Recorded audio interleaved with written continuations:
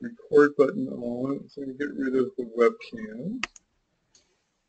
And, okay, so welcome to our class. I guess I'm calling it now Secrets of Transits and Dashas. This is our first class. My name is Barry Rosen, and many of you know me from my writings. And lately, my big gift lately is writing about astrology, and I just love to do it. And it forces me to clarify very subtle feelings and thinking, because when you have to write them in coherent English so people can understand them, you have to take these abstract impulses and translate them. So that's what I kind of excel in writing and teaching, and I've just kind of really, my main job is actually, I mean, I do readings and stuff like that. My main job is I'm a financial analyst using Vedic astrology, but um, my real passion these days is Jyotish, and so that's why this class came together. I'm going to put you on mute because so we don't, the people who are getting the recording. So what will happen throughout the session is I'll take time for questions, and then I'll unmute you, and then you can ask questions. But if otherwise, I'm going to kind of do a lecture format. Okay.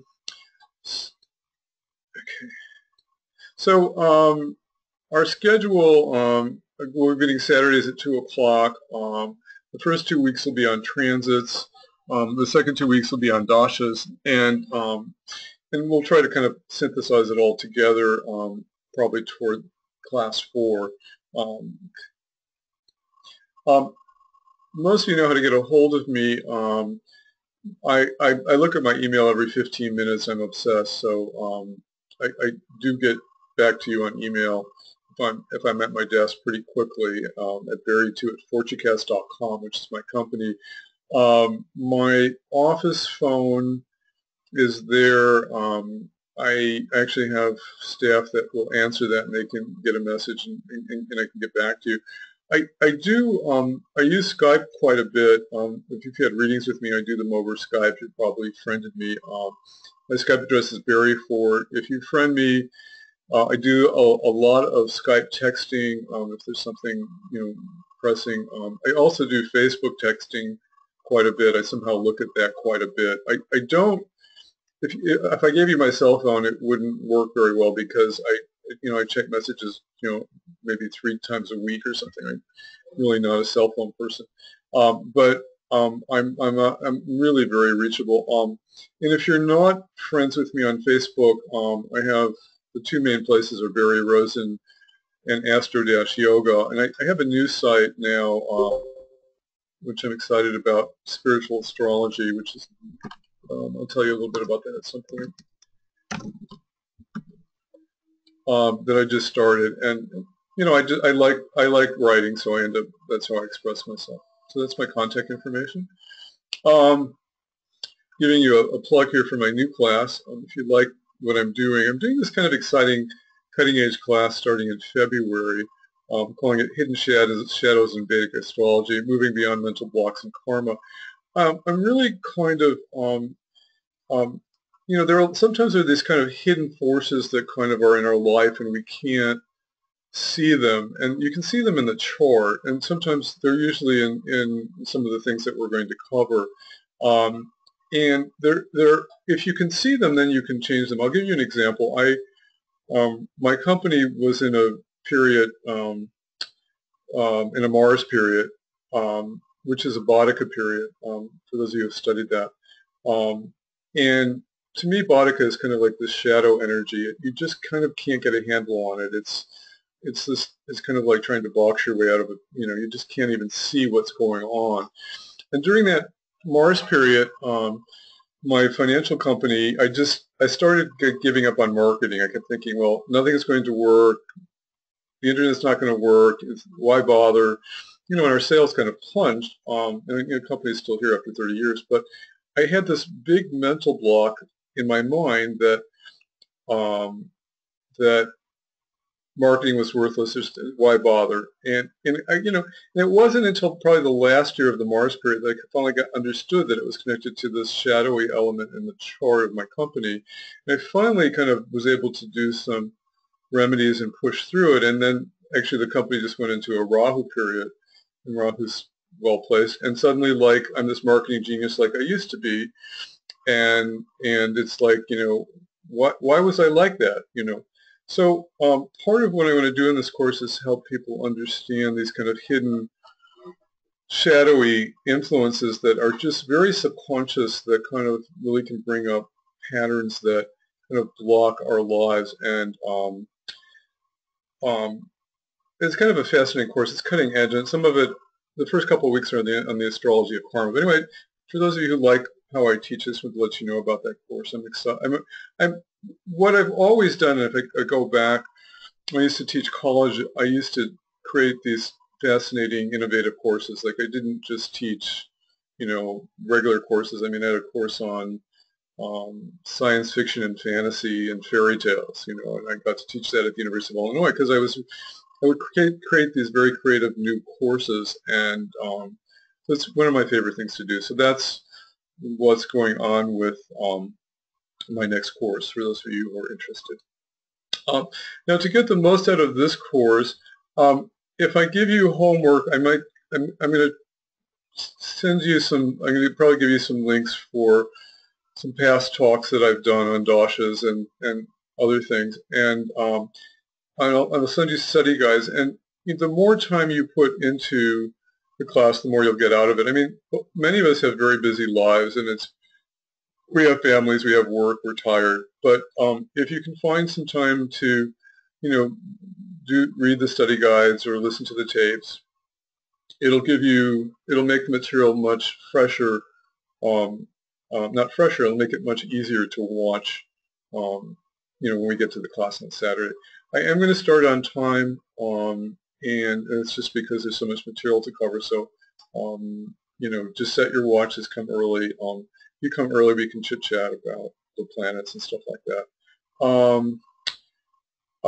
And the big thing about this class is to kind of like start to chart your own life. What I'm most interested in doing, Jyotish is rather encyclopedic. I mean, I've got 150 books, and I can't possibly know every possible combination in my head. But the idea is that I want to teach you kind of basic principles to kind of research and reference, and so that you can kind of, and observe. So bring questions from homework.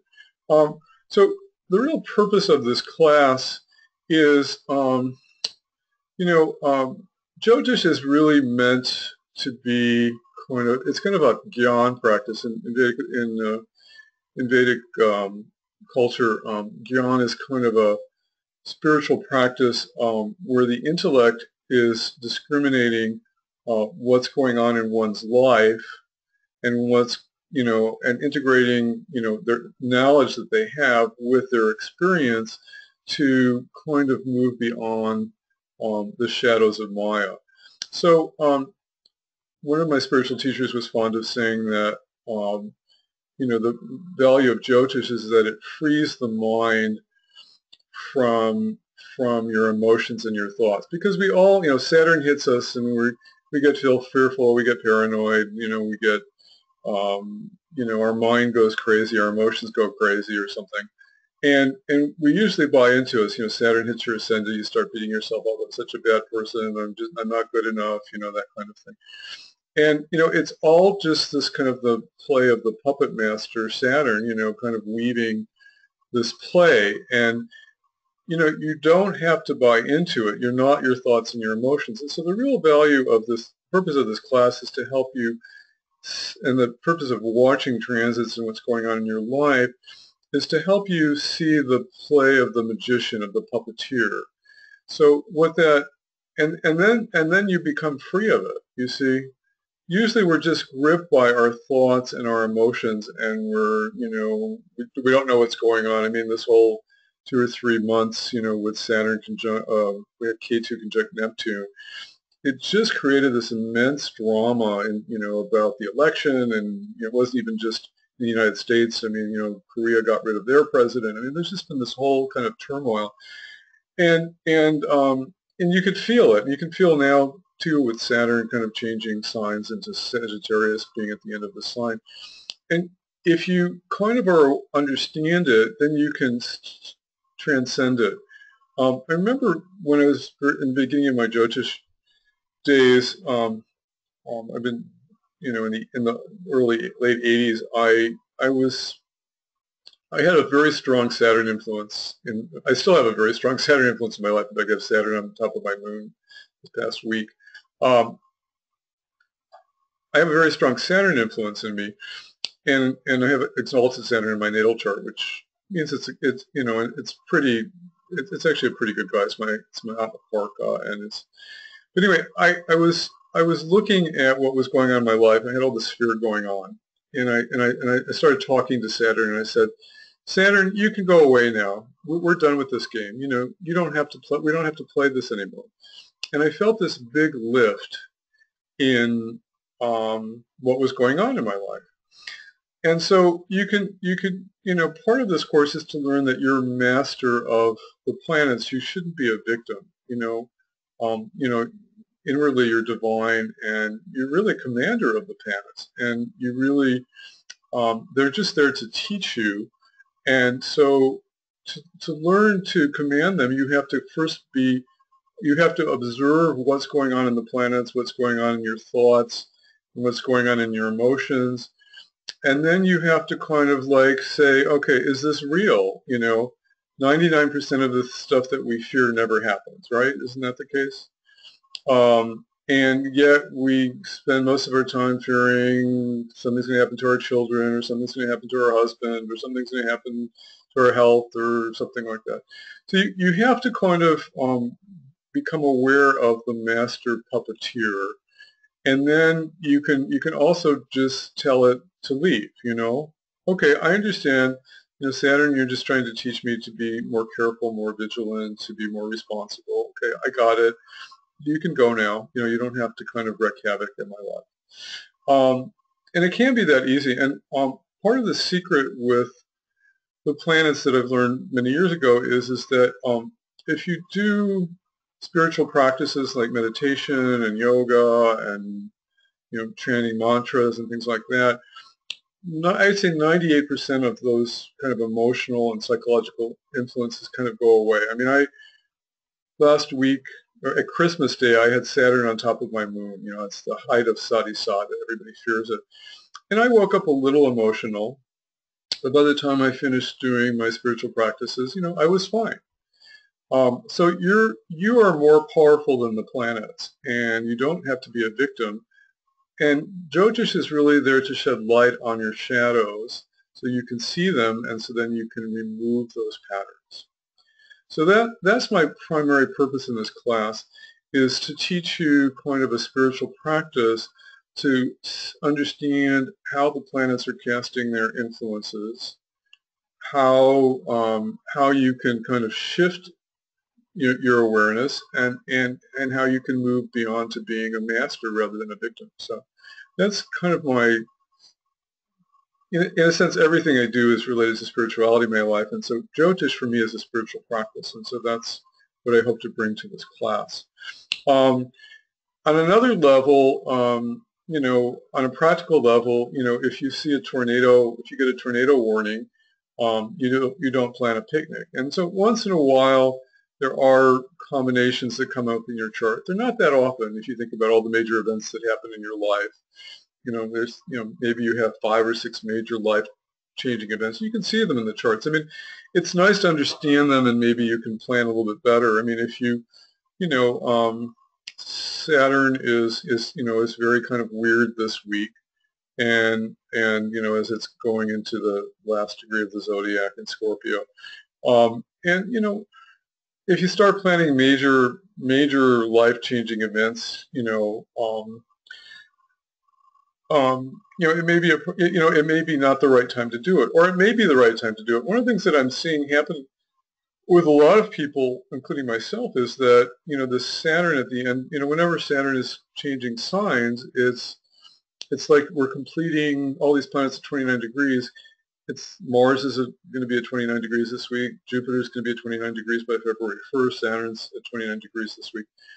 When you get something at the end of the sign, it's kind of like a completion. And so, it is a time to kind of clean out the closet. And so I'm seeing people kind of, making decisions to change their relationships or change their jobs or whatever. So sometimes the energy can be possible, but it's good to really understand it so that you're not acting out of fear or dread. If you've seen, I've written these articles on spiritual bypass, which means or astrological bypass. I mean, we don't want to use astrology to kind of hide in our room. Life happens. Things are going to happen. The thing is just to understand what's going on and, move with it. I mean, sometimes if I had a choice of making a job interview and I know the astrology is better on Tuesday than Thursday, and I have a choice to, make an appointment, I'll schedule it on Thursday. So I want to teach you those kind of principles too, so you can command the planets to support your life. So that's another purpose of the class, which is point 3, planning important events in your life. And then finally, there's a thing called Jyotir Vid, where it's kind of like the planets are talking to you. So if you spend enough time looking at the planets every day and feeling their energies and communicating with them, just because you're aware of what's going on and how they're working in your life, they kind of start talking to you. And what happens for me, sometimes I'll be in the shower and I'll have some problem with a client, and it's actually, I'll get a flash of intuition. It'll be like, oh, Jupiter and Mars are exchanging signs. I'd forgotten about that, and it just, that's what's going on. So as you spend more time with the planets, they start talking to you and they communicate with you, and that develops Jyotir Vid, which is what you want to do. And then finally, even though I've been doing this for 30 years, I don't know everything. I mean, the ocean of Jyotish is, and the Vedas is, bigger than you can imagine. It's just huge, and you can study this stuff all your life, and you still feel like you don't know anything, or that there's always more to learn. And that's a good thing or a bad thing. So on the good level, it means there's always more exciting frontiers to learn, but you don't ever feel like that. I mean, the nice thing, one of the things I want to teach you is that, I can't even possibly remember every single combination. I've been watching this stuff, because nature doesn't repeat exactly. So sometimes Mars is with Saturn in this nakshatra, and sometimes Mars is with Saturn in another nakshatra, and it's a different flavor every time. And so, ultimately, you have to kind of, if you read my columns, it's kind of like I have to kind of like look up the qualities of everything that's going on, and then I have to kind of synthesis in my consciousness. Well, what does this really mean? So that's that's part of my goal. So okay, that brings us to our format. So I'm going to do. I tend to lecture more, and then I'll take pauses because I need a break for questions, and we'll probably have maybe 4 or 5 question breaks. So if you have a question, write it down on a little piece of paper, and then when I unmute you, just ask it, and we'll do that. So that's it. Based on the class surveys, I'm going with Northern Indian style, and I for those of you who are involved in Jyotish, half the time you go to a conference and they have stuff in Northern, and half the time they have Southern, and people sometimes put both up because, I want to kind of, there's a value in running and using Northern. I think there's a lot of things that you see in it that you don't see in the Southern style. So I'm going to encourage you to use Northern, and maybe, you might just have to spend a half hour, like I suggested in the email, and just get it. Once you get the pattern, then you don't have to kind of think about it, and you'll just see it immediately. And then the northern style will talk to you as much as the southern style. But and I totally understand the southern people what you might have to go through. I was at a conference in London, and Sanjay Roth was putting up Eastern style. And I looked at it and I said, you know, I wasn't quite sure what to do with it, but luckily we won't use Eastern style. I don't know why anybody would use Eastern style anyway, but anyway, it was very funny. I use Sri Jyoti's store. It's got a lot of bells and whistles, and a lot of the other programs don't work. I wouldn't buy another program. There's some things, if you don't have Jagannatha Fora, it's the best free program online to download, and it does a lot of advanced things that even Brasher's Light doesn't do, and so it's something that's worth having. If you want me to use your chart as an example, and it may or may not come up depending on what we're doing, please send me an email with permission and your date, and I'll include it. I mean, 4 or 5 of you have done that already, but as someone pointed out, we are videotaping these sessions, and other people may buy them, and you may not want your chart detail immortalized. On the other hand, I'll obviously never say anything embarrassing or anything about your chart publicly, so not to worry. Okay, I sent you a book list, at the very, very beginning. Those are some of my favorite books that I end up using quite a bit, and you'll see, if you had to just have one book, I decided after all these years that Bill Levacy's book is probably my favorite book on Jyotish, and I'll explain why in a minute. Okay, so I'm going to pause for a second and see. There are 11 people here now. So I'm unmuting you. So if you have any quick thoughts or questions on anything I've said, this is kind of like the first day of college where you have to kind of give people an overview of what you're going to do. And I actually thought it was important because I want you to understand that it's not just learning. It is about learning technique, but it's also learning, developing consciousness and how to look at things. Okay. So if you just came, you just missed my introduction, which you should go back and listen to when you get the recording. But we're going to start now with going over the slideshow that I gave you. And I kind of prepared 2 weeks at a time, and so we'll get, when we hit 4 o'clock, we'll just stop. But if we'll just pick up next week. But this way, there's 2 weeks on transits and 2 weeks on dashas. So if we don't cover everything I sent you today, it'll be next week. Okay. I was just telling you, I like Bill Levacy's book as a good reference book, and the reason I like it is I think it's one of the few books that kind of differentiates. Jyotish is there are darks, and there's black and white, and then usually there's like 1,000 shades of gray, and I think Bill Levacy's book is a good reference book for, if you're looking at, he even does it for the nakshatras. There is kind of a dark side and a bright side to every planet. I mean, those of you know that, when Jupiter's strong, it's jubilant and loves wisdom and it's joyful and stuff like that. But when it's weak, like in the sign of Capricorn, it's overly optimistic. So Jupiter is a benefic; it can't be too horrible, but being overly optimistic or falsely optimistic is actually a problem, because if you're in a Jupiter period and you've got Jupiter in Capricorn and it's a malefic planet, then you spend the whole period thinking like everything's going to be wonderful and everything I do is going to work, and it doesn't.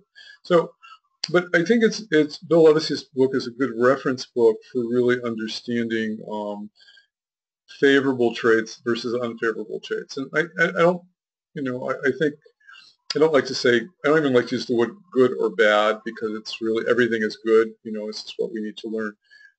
So A planet that's favorable is obviously in its own sign, a friend sign, an exalted sign, and it's not afflicted. And it's, once in a while, you'll get a planet like that. But, even my really strong planets, there's always some problem. I'll go over that in a minute. So planets in favorable houses like, the 1, 4, 7, 10, 5, 9, 2, 2, 11, or hemmed in by benefics, are going to have these favorable traits. Unfavorable planets that are afflicted, they're in an enemy sign, they're in a debilitated sign, they're Sandhi, they're on the edge of the sign, they're combust, they're hemmed in by malefics or aspected or conjunct unfavorable planets. So, once in a while you get a pure planet, and usually there's, the person is, a Steve Jobs or something, and he doesn't have a perfect chart either, but, you know, most of the time there's some affliction to just about everything that we have, and so it's more the thousand shades of gray, even the malefic signs like Aries, Scorpio, Capricorn, and Aquarius may express more unfavorable qualities just because they're malefic by nature. So it's very difficult to find a pure example of a planet that's perfect. But you probably have to get in, when you're judging what's going on in transit or in the natal chart, you have to kind of like find a way to categorize how much light it has and how much dark it has, and then like I said, it's hard to memorize absolutely everything in Jyotish. You can go to Bill Levacy's book, on the planets and the signs and the houses and the nakshatras even. He's one of the few people that says, and when is the nakshatra unfavorable? Well, if the ruler is poorly placed. So let's say you're transiting, you're going through a Mars nakshatra, even though Dhanishta is a wonderful nakshatra in Capricorn, but if the nakshatra lord is debilitated, then the darker side of that nakshatra will come out. So I think it's a great reference book. That's why I just brought it up right at the beginning of the course, because I think it's really important to kind of, you have to start judging, the whites and the blacks, and how white is it and how black is it and how gray is it. And most of the time, as you know, for those of you who are doing Jyotish, it's like, somewhere in between, and then that's where you have to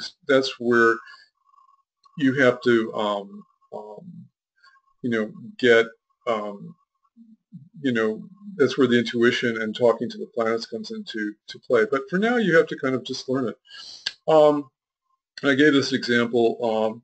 Sometimes you'll get a really good planet, like, let's say, Jupiter in the 9th house in Cancer for a Scorpio. Now, you think, oh God, you look at that chart, oh, what a great placement. Jupiter in the 9th house in Cancer, it's a great planet for Scorpios. This guy is going to be this incredible teacher, and, no problem, right? But, maybe it's an Ashalesha Nakshatra, which is, the darker part of Cancer. And maybe the owner of Ashalesha Nakshatra is debilitated in Pisces, so that's taking off a notch. And then, Jupiter, Cancer is a Bhattaka sign, which we'll learn next month, which means there's kind of a hidden shadow to it. So it means that, maybe he has some agenda when he teaches. So Jyotish is always this very complicated picture of grays, and it's very unlikely that you get a pure example, but it's still good to understand the pure examples. One more book I'm going to recommend, which I didn't have on the list, is James Raha's The Art and Practice of Ancient Hindu Astrology. For those of you who know that book, it's actually 8 chapters, which are actually an oral dialogue that it's not a written book, it's a recording of a dialogue that he had with a disciple teaching Jyotish to them, and the disciples asking him questions. And it's probably one of the better books that allows kind of that dialogue, question and answer quality, which is really innate to the Jyotish tradition, to kind of come out. I particularly like it because, and I may send you some tapes I did some tapes on some of the principles in it. I may send those for homework next week. I'll probably do that. He talks about some of the finer details on aspects and retrogrades and benefic and malefic influences. And there are a lot of subtle qualities, and I feel like he's done the best job kind of explaining that. And so I'll send you those tapes that I made on that. Probably next week for you to go a little bit deeper. So anyway, the bottom line, life isn't perfect. There's always flaws. That's why we're on the planet. And so, chances are you're not going to find a pure example in the chart. And usually when you do, it's like, it's wonderful, but, there's still some hidden quality.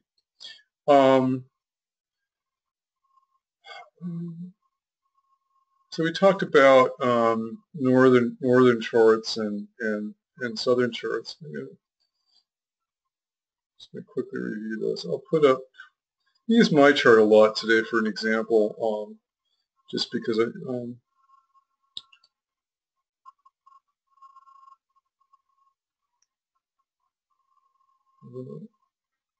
very funny. I sorted it differently, and now it's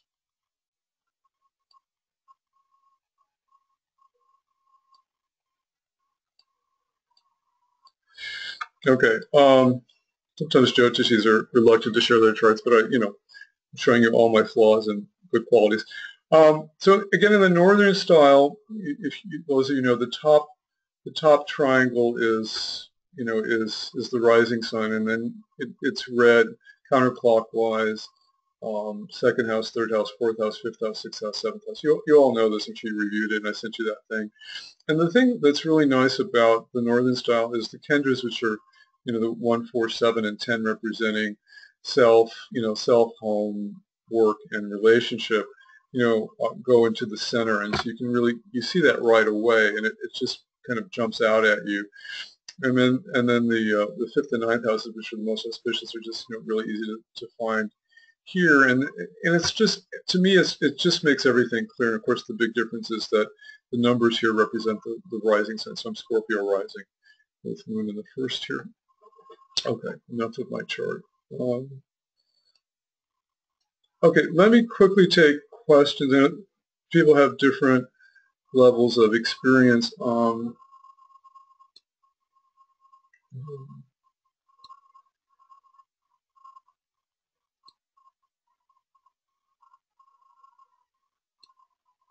Okay, so any questions on anything that I've covered?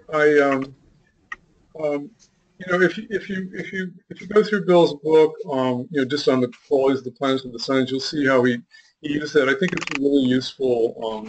I'm always amazed at how much I learned from his book after all these years. I just like the way he breaks it out. I don't think most of the people I know just don't talk about it that way. Did you the book Beneath the Vedic Sky, or I also saw there's one Beneath the Sun? Right, Beneath the Vedic Sky is the one that I would recommend as like okay. A must-have. I mean, if you had to have one, at this point, if I had to have one Jyotish book on my shelf, that's the book that I would have. And I think he's just very clear. I know him personally. He's the president at the American College of Vedic Astrology. He's been in charge of putting together curriculums. It's just very coherent. Beneath the Vedic Sun is a book that focuses on career. If you like his first book, you can get a second book. But I don't. It's good. Okay. Any does light have lacking in it? Excuse me? You mentioned that Parashara's light wasn't the recommended software. What is lacking in that, since I just bought that? I know the owner of that software personally. What happens is, for beginners, it's a great piece of software. What happens is, if you're like me, Vedic astrology is like reading strands of DNA, and then you start wanting to have, all kinds of information. I mean, like, this is the screen. I look. There's certain ways that Sri Star allows you to do all kinds of things that gives me a lot of microscopic information, and I can kind of like, this one screen I can just tell talk about a person's soul because of the way I've laid it out. So there's just a lot more bells and whistles. But for if you're just beginning, don't get too complicated. I'm just saying, I use this program. I've been using it since '97, and Andrew has done amazing things with the software, uh, it's just, but for beginners, don't worry about brushes light. It's a good program. I know McKeel's quite a scholar. There's some things that it doesn't do though. Okay, cool. Thank you. Barry, just a quick question. So with the nakshatras and nakshatra lords, so like if a particular graha is in a particular nakshatra, I think you used one of those examples talking about Jupiter in ninth in Capricorn, and then you were saying, like, okay, if it's in a particular nakshatra owned by, say, debilitated Mars, that kind of reduces the. So how much would you factor the nakshatra and nakshatra lordships compared to like graha placements? Like, Yeah, this is kind of fine detail, or that's like that'll really dominate the effect. It's a huge influence, and it's something that isn't taught enough in beginning Jyotish. That's why I'm bringing it up from the beginning. And we'll go into it a little bit. I think it's very important for, I mentioned in my syllabus that when you're looking at the influence of the dasha, the nakshatra lord is actually the primary influence for the dasha. Now, how many people really knew that or thought about it that much? Now, for example, I'm in a Rahu period, okay? Rahu is in Mula Nakshatra, which is owned by Ketu. So you would think that my life would be all about ambition and drive and greed and all this stuff. There's a little bit of that happening on the outer level. On the inner level, which is really how Jyotish works and what we need to learn, Rahu is in Ketu's nakshatra. Ketu is in the 8th house with Jupiter. What's happened in my Rahu period? I've had this renaissance of Jyotish scholarship and Jyotish teaching. Ketu is Jyotish. I was connected with Jupiter, which is teaching. I instead of wanting to be in business and expand my business to make millions of dollars, I want to retreat to the ashram and just study the Vedas. Very Ketu. So here's an example where if you just looked at, okay, Rahu's in Sag, it's the Rahu period, if you just said he's going to be ambitious, you miss the whole point of what's going on in my inner life. So it's a huge deal, and actually, maybe I have to teach a nakshatra class in April, but there's so much there. There's so much richness in the nakshatras, and in not only what they bring to the table in terms of their qualities, but also how they influence us and how their placements influence us. So it's a very good question. It's very important. How far do you go in chasing that down? Because you did say, like, so you pointed out Ketu being the one which is ruling the nakshatra where Rahu is at, but Ketu is in your Ardhra nakshatra, which is ruled by Rahu. So Ketu itself is again ruled by Rahu. Would you chase it that far down, or? Yeah, you can. Sometimes you can create. I should teach you how to do this sometime. But you can create this nakshatra matrix, and then maybe it all boils down to, like, if you trace out a lot of my nakshatra. I've got 3 Jupiter nakshatras. So ultimately, if you trace them out, a lot of it comes back to Jupiter, which becomes kind of a center in my life, which is teaching and being kind of a priest. Educator. Anyway, I'm going to move on so we don't get through our material, but those are really good questions. Anything else real quick? Okay.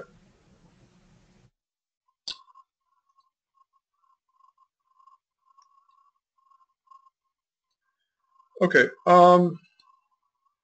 So I don't know if I have time for this. I wanted to. How many people? I need to put on the tape.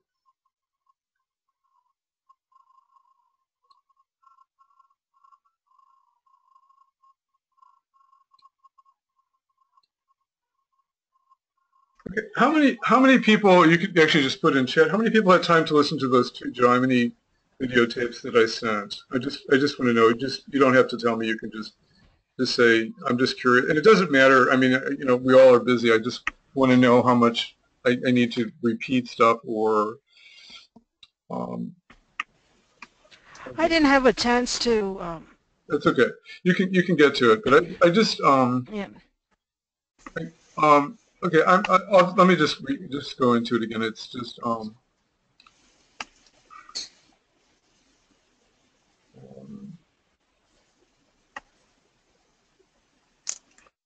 by the way, Tuka, you're excused because you just got the links this morning because I forgot to send them to you. Okay.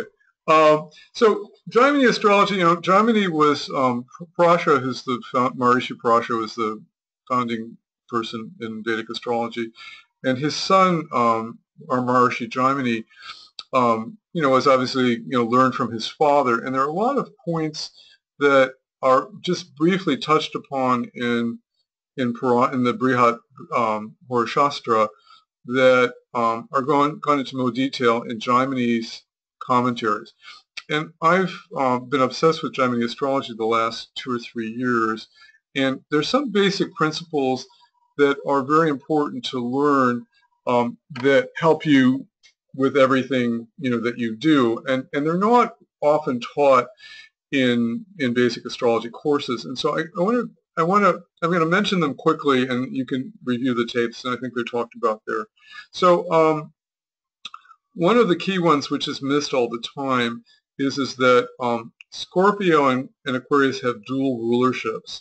So Ketu and Mars rule Scorpio, and Rahu and Saturn rule Aquarius. And there are all these rules for deciding who is the primary ruler. I sent you all those rules. I don't really, I'm not going to spend this class doing that, but they're actually pretty easy to learn, but you should play with that because there's a lot of very revealing information that comes from a chart if you look at Ketu properly as the ruler of Scorpio if it's primary, if you look at Rahu primarily if it's the ruler of Aquarius. Now, for example, I'll go back to my chart to show you why this is important. For years, before I knew Jaimini astrology, okay, I'm Scorpio rising. Okay, that's rules by Mars. Okay, Mars is in the 6th in Aries. Okay, good placement. It means I kick butt and I overcome my enemies and all these things and stuff like that. But it turns out, when I started studying Jaimini astrology, is that because Ketu is with Jupiter and Mars is alone, K2 is stronger for Scorpio, and it means that my primary chart ruler is K2. Now, something that I kind of knew because I've always been a K2 person. I've been involved in meditation for 43 years. I've been involved in Jyotish since 1985. I've been very spiritually seeking moksha. K2, the indicator of moksha, of Vedic astrology. K2 is in the eighth house. Very strong intuition. So when I learned this principle, it suddenly like the lights went on. Well, of course, I knew this about myself, but never really saw it in my chart until I knew this principle of Jaimini astrology. Now, for everybody's chart, K2 or Mars is going to rule Scorpio, and whatever house is involved there, whether, it could be your 11th house for friends, it could be your 2nd house for family or something like that. But if you know the primary ruler of Scorpio, if it's not Mars, then your interpretation of the chart is going to switch. Same thing for Rahu and Aquarius. In fact, Sanjay Roth likes to actually ascribe Rahu the primary ruler of Aquarius now, and Saturn the secondary ruler, even though sometimes you can say Saturn's more primary. But the whole point of that is that you kind of, you're missing out on 2 houses and 2 signs of the zodiac if you don't know that rule. So that's why I brought in that rule. And it's very, I just use it more and more all the time. And it's important to be able to quickly, look at the chart and say, okay, Rahu's the primary ruler or Ketu's the primary ruler. And I don't want to spend, a half hour teaching you this, but I sent you the rules. You should, spend some time and learn them so that you can just recognize them, okay? And then we can ask questions on it. Usually, the bottom line is that usually the planet that has the planet that has more planets with it is usually the primary ruler. So that's the easiest way to remember it. So in this case, Mars is alone, and K2 is with Jupiter, so K2 becomes the primary ruler for Scorpio. So anyway, that's one little insight that I've gotten from, it's an earth-shattering insight from Jaimini astrology. I mean, just think about that. Now another principle that no one ever teaches you that comes from Jaimini astrology is that Rahu aspects the 12th house from itself. Usually we learn that Rahu aspects the 5th and the 9th houses from itself. But it actually, because it goes retrograde, it actually aspects the 12th house from itself also. And that's something that you'll miss in chart interpretation also, and it could be huge. So something to remember. Again, these things are talked about in my Jaimini tips, but I'm just reviewing them because I want you to, these are the main points why I had you listen to those tapes. K2 doesn't aspect any planets, although its conjunctions are important. So sometimes people will say K2's, throwing an aspect on the 5th house from itself, but Sanjay Roth says that K2 is headless, so it can't aspect anything. K2 represents kind of the transcendental realm, the mystical realm, and it just, it doesn't have a head. It can't point its energy at anybody. So K2, if you get a planet conjunct K2 like we had last week with Venus conjunct K2 or Mars conjunct K2, I mean, you will feel it, but the other aspects aren't important. I had a little piece on the Aruda Lagna. We'll have to do more on that next week. The Aruda Lagna is very important. The Aruda Lagna is the mirror image of how people see us. So again, I'll use an example from my chart. And this, some of the programs, Juggernaut Hora might calculate Aruda Lagna properly. Some of the programs don't even calculate Aruda Lagna properly, which is why I like this program. So the Aruda Lagna is how people see us. So how people see, my Aruda Lagna is correct here. It's Capricorn, and with Venus in the 1st house. So people see me as this friendly, sociable business person.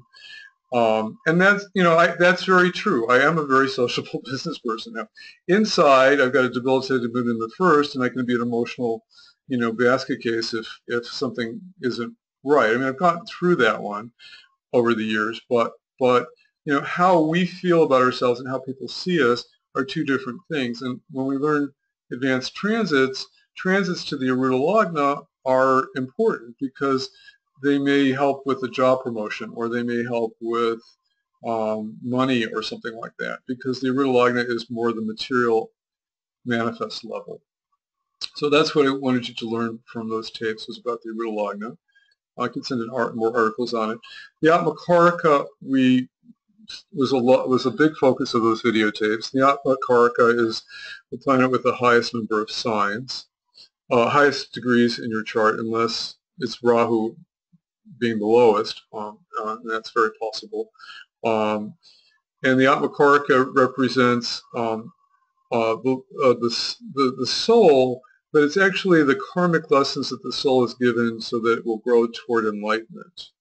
And so, for example, and they're always kind of opposite what you might think. So, like if Mars is the Atmakarika, then your life lesson is nonviolence, not being violent verbally or physically, and you're actually, so teaching nonviolence.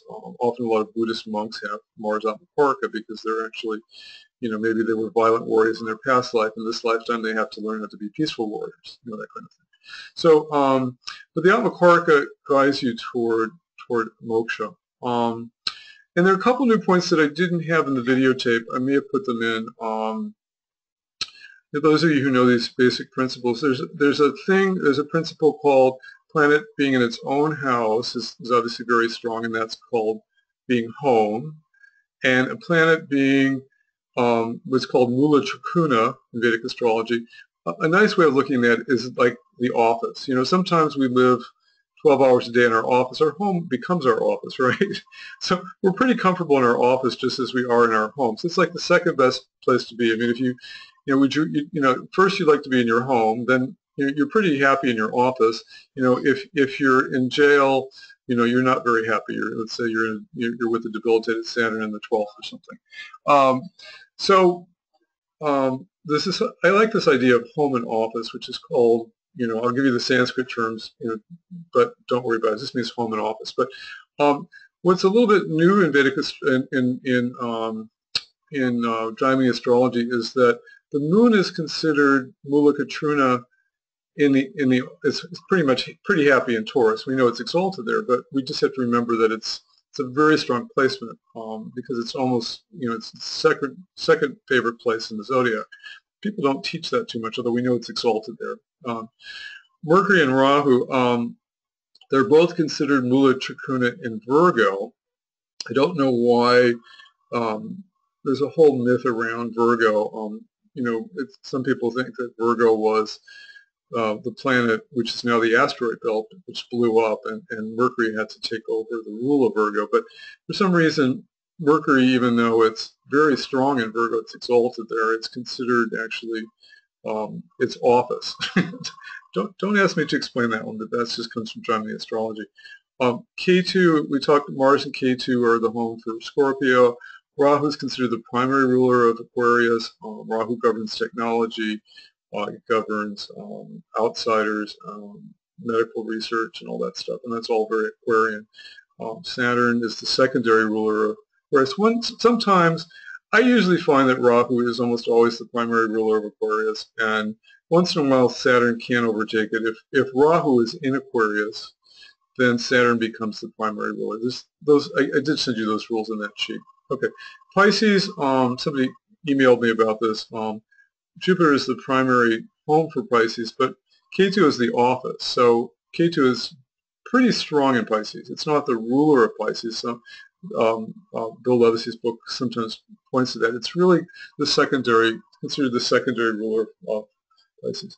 Okay, so those are just some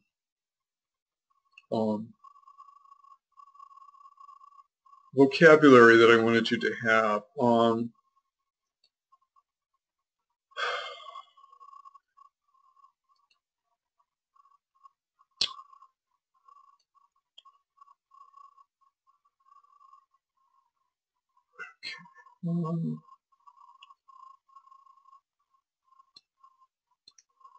So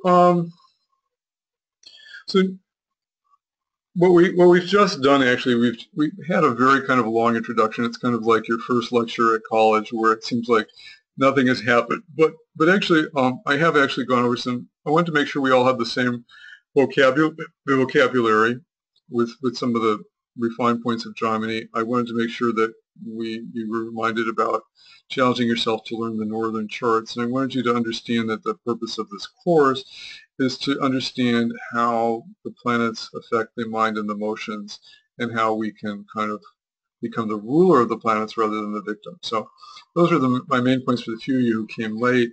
And now we're going to actually go into material. Okay. And it's only 2:54. Hopefully you're having fun.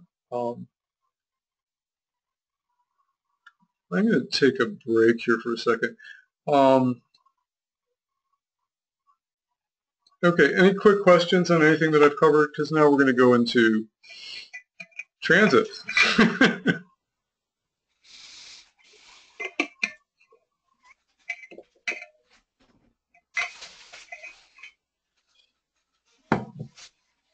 Okay, great. And again, if some of this is too fast for you, I mean, that's why I give you a lot of written materials. You can review it. I sent you that fact sheet on how to determine the ruler of Scorpio and Aquarius, and you just, a lot of this is, in my late years, I just started learning this the last 2 or 3 years, and I find it invaluable, but it's still like not second nature to me too. Sometimes you'll have to get to the 6th rule because the first 5 don't work, and I have to pull out my sheet. So, Jyotish is like that. You can't possibly memorize everything. You just have to have good resources. Okay. I'm going to start with something I don't know. These are the things that I want to cover in the next hour. transits of the ascendant ruler, ruler of the day, nakshatra transits, transits of the dasha ruler. And again, I'm trying to give you basic points, and then and you're going to have to kind of synthesize the points and apply them to your charts at home during the week. That'll be part of your homework.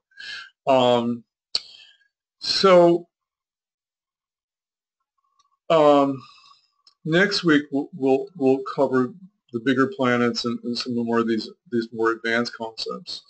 But we're going to start with the easier stuff today. So the main point here is, and I think most of you know this, dashas are 80% of predicting, and transits are 20%. It's a little bit of a mind blower because I write so much about transits in my chart because I don't know what dashas people are running. But transits are kind of like triggers. If you're in a dasha, then the transit, if you're in a dasha for something to happen, then a transit may trigger it. The point is a bad transit during a good dasha is a speed bump. So sometimes, people got all bent out of shape about Mars conjunct Saturn this summer, and people were writing about it and talking about it for a year. And, for some people it's annoying. If you were in a Mars-Saturn period and you were Scorpio rising or Capricorn rising, it was a huge event, But if you're in a Jupiter period and Jupiter is a good planet for you, then, it was it was annoying for a couple days, So bad transits during good dashas are speed bumps.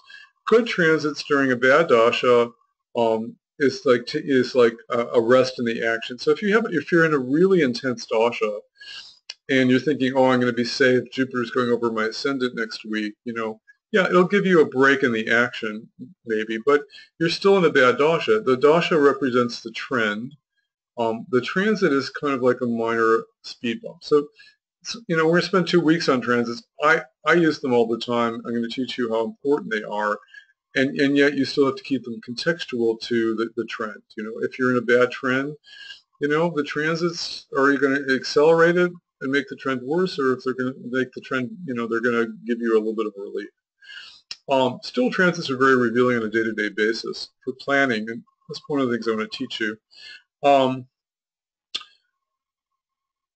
So the way this is the main point of the course. The way major events happen in your life is a combination of a dasha and a complementary transit are what create major events in your life. So I'll tell you a story. I've told this to a few of you. I was running. I was living in Sedona. I was running a Mars-Mercury period, and Mars. I'll pull up my chart for those of you who know little Jyotish. I was running a Mars-Mercury period, and Mars, Mars is in the 6th house, and Mercury is the lord of my 8th house. In general, Mercury is the worst planet for Scorpio rising. In general, if you were to, you say Mars and Mercury tends to create quarrels and disputes. If those kind of can escalate into accidents depending on the time. So I was running a Mars-Mercury period, which means, disputes and accidents. Okay. And at the same time, Mars and Mercury were having a planetary war on a Wednesday, a day ruled by Mercury. So I'm thinking, I'm not driving today, because this is the perfect example of car crash, okay? And I'm going to outsmart the planets. I'm not getting into my car. I'll just stay home. This is astrological bypass at its worst. So my wife comes into my office and she says, I'm going to the grocery store. Is your car in the driveway? Well, I didn't hear her, and I was on the phone, and she doesn't look, and she backs out full throttle into my car in the driveway. For some reason, she's in a rush and she's accelerating. She's not even looking to see if my car's there. She backs out full throttle, so she damages $2,500 to 2 of our cars.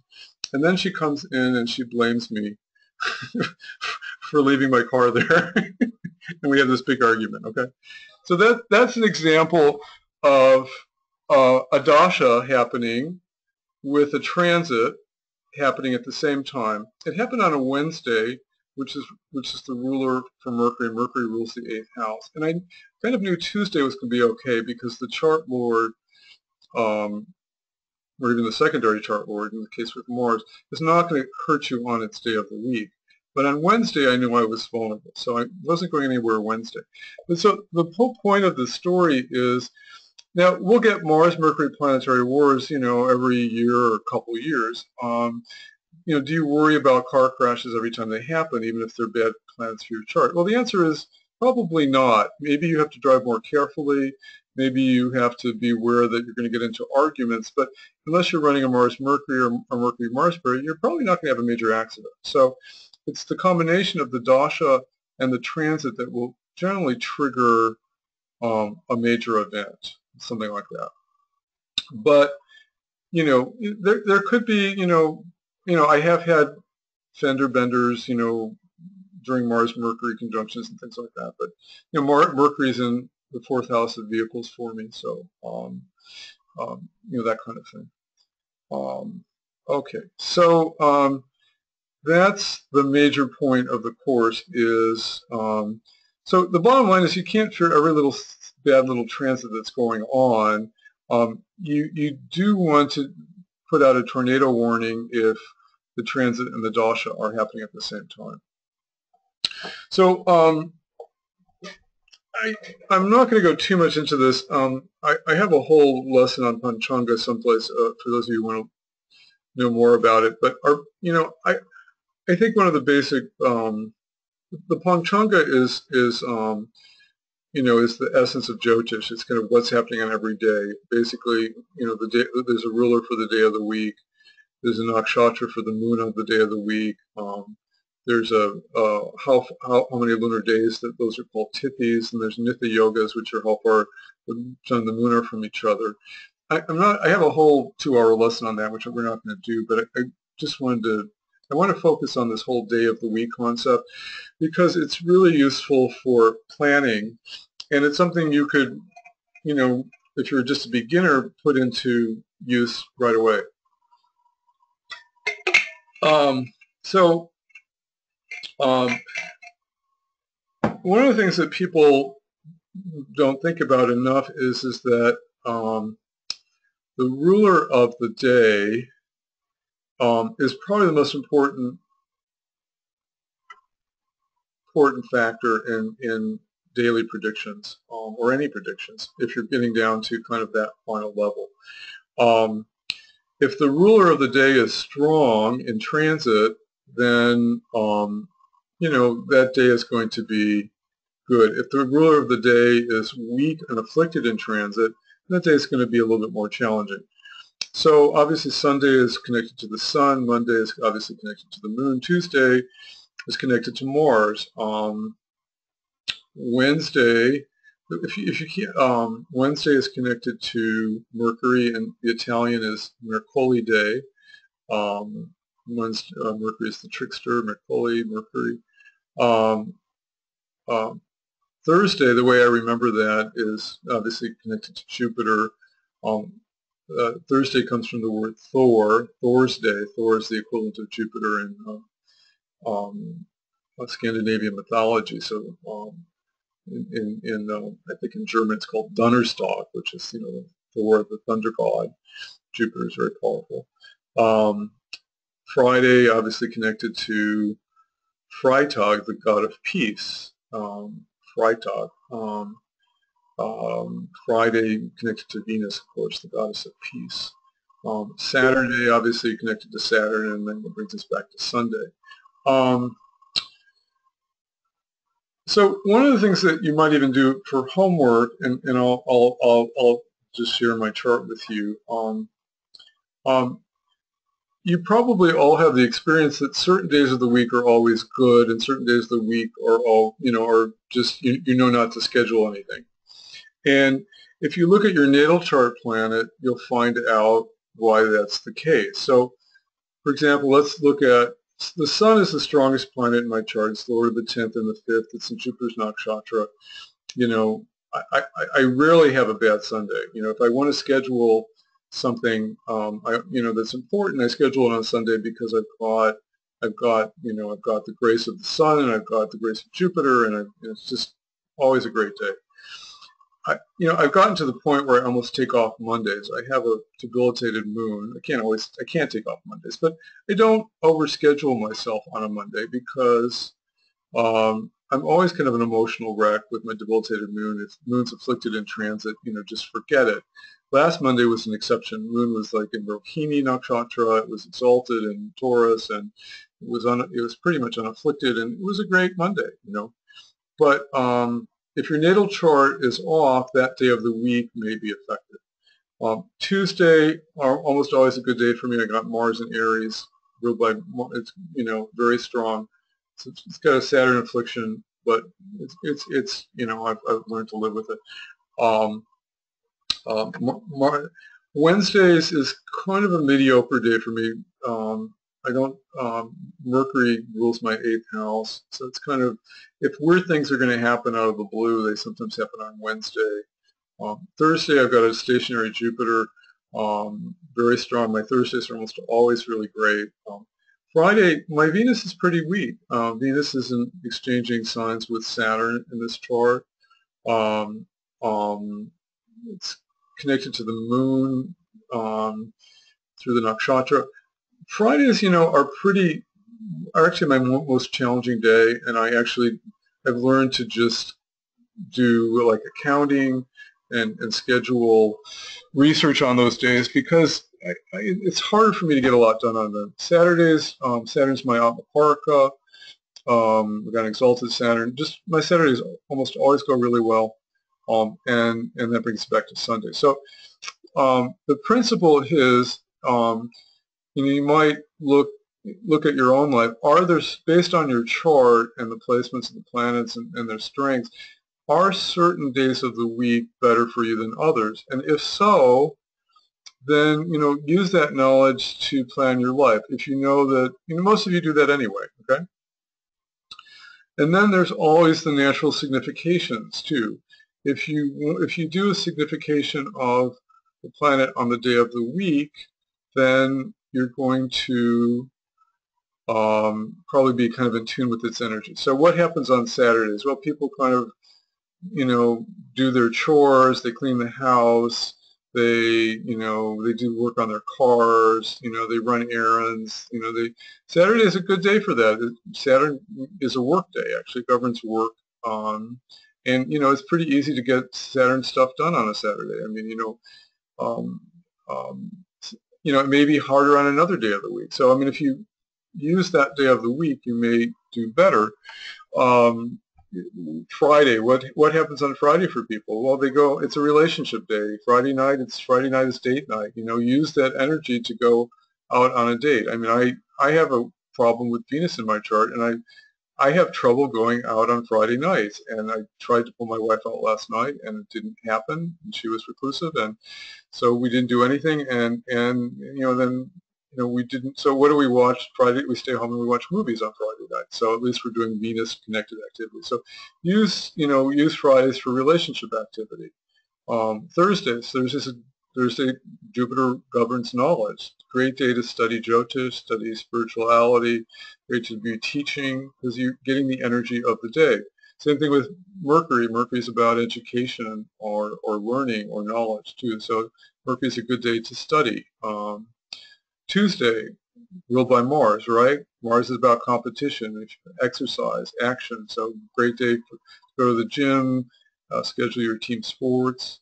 Mondays, just about nobody does well with Mondays because everybody has some affliction to their moon. But once in a while, when I taught my last class, I asked people and they raised their hands. Yeah, if you have an exalted moon in your chart, if you have a full moon in your chart, if you're Cancer rising and you have a really strong moon, then Mondays are great. It's a good emotionally heartfelt day to connect with people. Sunday, obviously, sun rules spirituality, right? So Sunday's a good day to go to church. It's a good day to do your spiritual practice, good day to, spend time with God. And a lot of these things have happened naturally in our culture. I mean, a lot of things I mentioned are not, are kind of natural rhythms, but you can also adjust your schedule to kind of be more in tune with them. So let me take quick questions on that.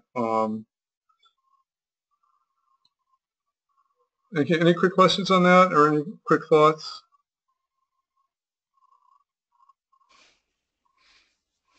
But the day of the week is really important for prediction, and I'm starting with, it's kind of a core building block. I gave you that example in my life where I knew that Tuesday I wasn't going to have an accident, but I knew that Wednesday was vulnerable because it was ruled by the Lord my 8th house.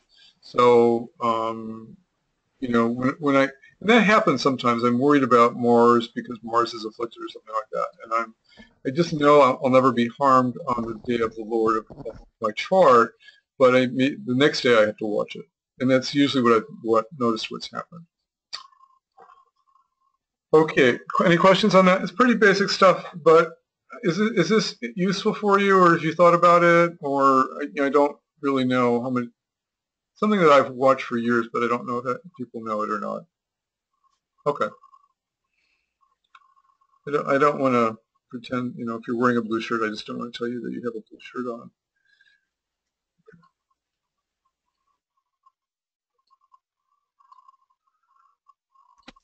Okay.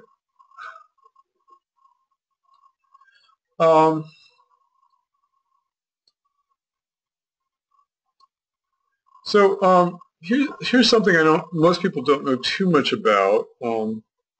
Maybe some of you who have a Vedic background do know there's a thing called Rahukalam. The Rahukalam is connected to Rahu, and there's a part of the day that is kind of governed by Rahu, which if something weird is going to happen on a particular day of the week,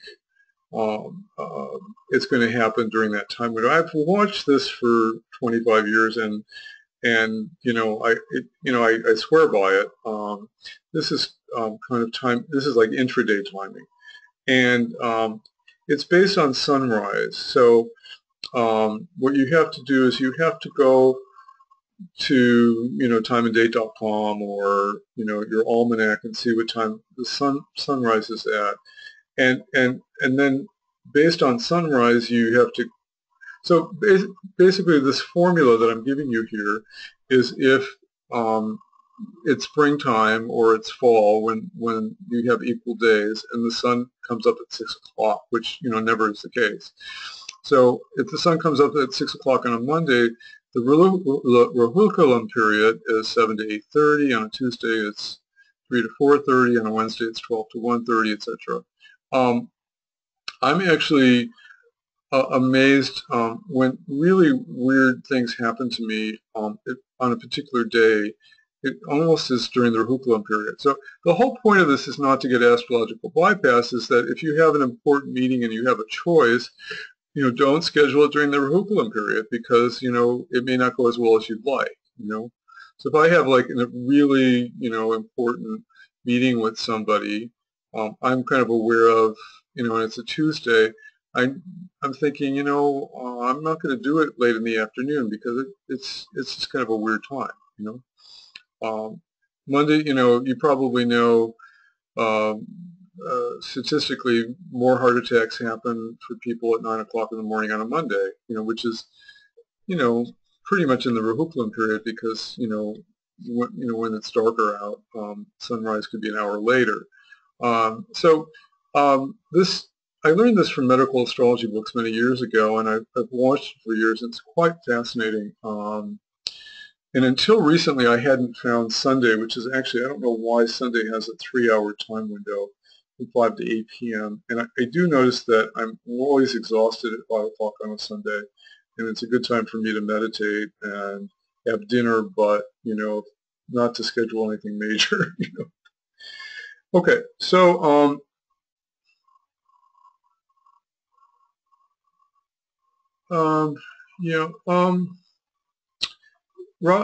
Partho had a good question. It isn't really connected to your individual chart. I think this is kind of a general principle. It's just these are kind of intraday periods that are just kind of weird. And I've even noticed that, like, if something like major happens in my life, like, car accident or, falling down the stairs or something bizarre, it'll usually happen during one of these times. Now, it doesn't mean that, you stop, you go into a cave because it's the Rahuklam period, but you also don't, schedule something really important. Okay, yeah, it doesn't matter where Rahu is in your chart. Yeah. Okay.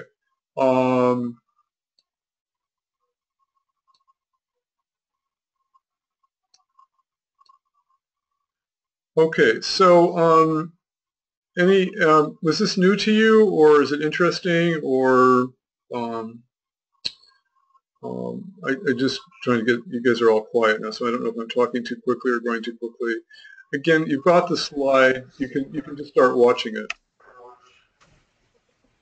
Interesting. Thank you, Marianne. I never, if you don't say anything, I don't know. When you're teaching and you can see your classmates, if they're happy. But online, since I don't have you, we don't have your webcams on. We could put the webcams on. I have no idea what you're doing. Okay, good. I'm glad you found it interesting. Okay, so let's move on. This is yeah, I've got to mute you guys again.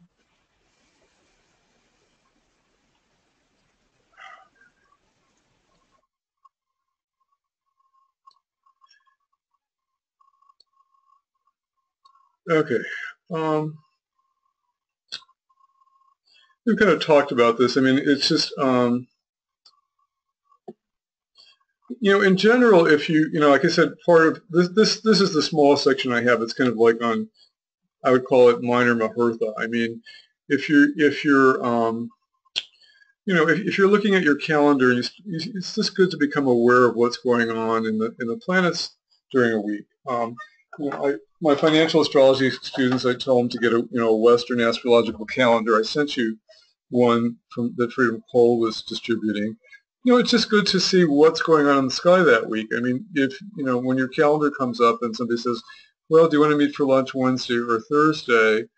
And it's and you're looking, on Wednesday there's a planetary war, and then you're gonna think, if you have a choice, well, let's have lunch on Thursday. I think I need to lay low on Wednesday. So I think that's kind of an empowering way to use the calendar. I mean, you don't want to. It can go overboard where sometimes the whole week is bad and you're going to just hide out in your room. You can't do that. But if you have important things to schedule, I mean, look at the calendar and just see what days are better. And we can spend a lot more time on this, but I just wanted to give you a little bit of an idea. So schedule stuff on your better days. You all know your better days probably, because you just know. I'm actually amazed this always works. I just did a chart for a man who has a debilitated son, and he didn't want to have his reading on Sunday. He says, I just always feel terrible on Sunday. I want to lay low. I never schedule anything on Sunday. But people have kind of learned their own rhythms, but use them to empower yourself. Okay, let's do it. I'm just going to do a little bit on nakshatras. I think we could do a whole course on nakshatras, which I may want to do sometime. But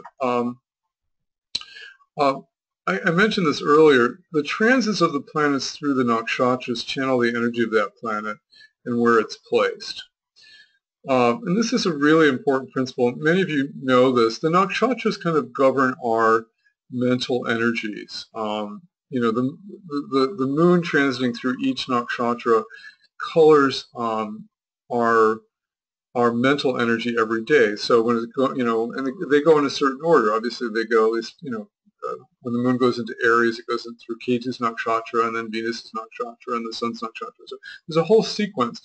And at some point, even next week, you want to become familiar with, these sequences and how it affects your life. And we'll learn some advanced principles about nakshatras. I'll send you a tape to do his homework on Tara Bala and Avatara, which are these kind of numerical relationships in the nakshatras. But you want to really become familiar with them. So for example, today, let me just pull up what's going on today. And this goes back to Partha's question.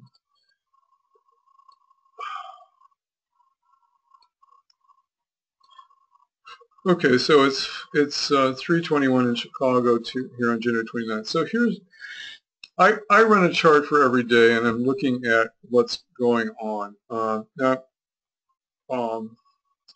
in the zodiac. So we've got today the sun is changing signs. It went into Capricorn. And we'll go over the nakshatras in a minute. That's why I was pulling this up. But you want to get in the habit of like running the data every day and seeing how it changes every day. But this is the planetary nakshatras. So the sun, again, at some point you need to kind of learn all the nakshatras and their qualities, and that's why I suggested the Prashtavedi book. And this is kind of a hard book to read. I think what's been useful for me is that as things happen, I look them up, I read about them, and then they become second nature next time I look at them. So it's too hard to read that book. It's a reference book, but you can use it, very powerfully just as transits happen. So the sun is in Uttarashada Nakshatra, which is all these have English names, and I've been learning the English names because the Sanskrit is sometimes a lot for people. Like Purva Bhadrapada is the constellation of Pegasus. I mean, people have heard of that, and as a Westerner, we can relate to that. So lately in my articles, I'm saying Mars is transiting through Pegasus because, if you say Purva Bhadrapada, people are going to like immediately, go away. But anyway, so Mars is in Jupiter's nakshatra. See, the Lord of Purva Bhadrapada is Jupiter. And Jupiter is in Chitra, which is Mars nakshatra. And so they're exchanging nakshatra lord. They're exchanging nakshatras. And this is like a big deal that's going on at the moment. It's something that you might not notice, but it's something that is very significant. And I've actually written about it a little bit. But Mars and Jupiter, connections create courage and exuberance, and they're good for sports and competition. So that energetic exchange between because Mars is with Jupiter's nakshatra and Jupiter's in Mars nakshatra, Jupiter's channeling Mars's energy and Mars is channeling Jupiter's energy. So Venus is in Shatabishak, so it's channeling Rahu's energy, which is a little bit more wild. Okay. Saturn is in Jestya nakshatra. If you follow my columns, that's connected to Mercury. Saturn is Saturn is kind of a mental planet anyway because it governs like the fear in the mind, and then particularly because it's in Mercury's nakshatra, it's connecting. It's bringing a lot of Mercury's energy now in transit. So the moon's in Magha nakshatra today, which is owned by Ketu, so it's a good day for Jyotish, I guess. But the whole point is that you have to start realizing that the mental energy that's coming through is coming from the nakshatra. And people say, oh, the sun's in Capricorn, so that's connecting it to Saturn. Well, that's true, but more specifically, the sun's in its own nakshatra now, so it's very powerful. And in fact, when the sun gets to 6 degrees by the end of next week, right around the inauguration, in fact, it's going to be in a very auspicious part of the sky called Abhijit, which is 5 degrees in the zodiac. So I'll write about that later in the week. But the whole point is that start watching how the planets are channeling the energy of the nakshatra ruler, because it's very important for dashas. It's very important for understanding the emotional and psychological influence that's affecting you, because the nakshatras are mental. And most of what happens to us and the problems that we have is because our mind starts getting a hold of crazy thoughts and ideas and fears and emotions and stuff like that. Okay.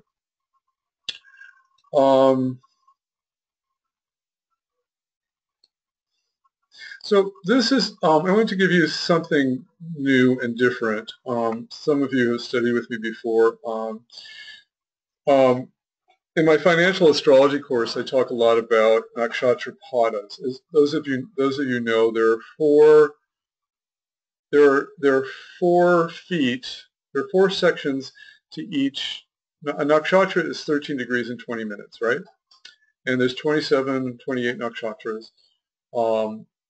And each nakshatra has 4 padas. And what's really fascinating is that each of the padas has a certain quality. Like in my financial astrology course, I say, okay, we all know that if it's exalted in Navamsha or it's Vargotama in Navamsha, same sign, same Navamsha. If it's in Pushkar in Navamsha, it adds a little bit more power to it.